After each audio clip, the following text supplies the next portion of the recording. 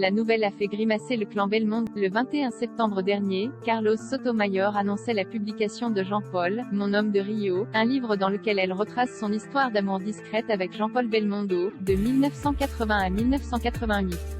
Une initiative qui n'a pas manqué de faire réagir le clan Belmondo, qui accuse l'ex-compagne du Magnifique de profiter de sa mort, survenue le 6 septembre dernier, pour faire la promotion de son œuvre. La famille est choquée par la parution de ce livre quelques jours peine après le décès de Jean-Paul Belmondo, a déclaré l'avocat de la famille, maître Michel Godest, dans les colonnes du Parisien.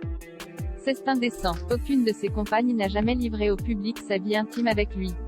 Face à ces critiques, l'ex-mannequin a décidé de répliquer. Dans le dernier numéro de Closer, disponible en kiosque ce vendredi 30 juillet 2021, la maison d'édition Flammarion affirme que Carlos Sotomayor travaillait sur l'ouvrage depuis plus de 4 ans, et que la date de parution de celui-ci n'a rien à voir avec le décès de son ex-compagnon. Et pour ce qui est du contenu de son œuvre, l'éditeur certifie que Belmondo en avait connaissance.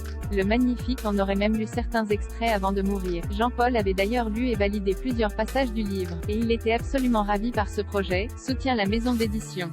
La période que nous avons passée ensemble en 2020 était merveilleuse. Lors de son intervention, maître Michel Godest avait également accusé Carlos Soto de s'être imposé dans la vie de Bébel lors de leur retrouvailles, en 2020, afin de le garder pour elle, de l'écarter de ses proches et de sa famille. À ces attaques, l'ex-mannequin répond « Personne ne peut obliger ou empêcher Jean-Paul de voir ce qu'il aime.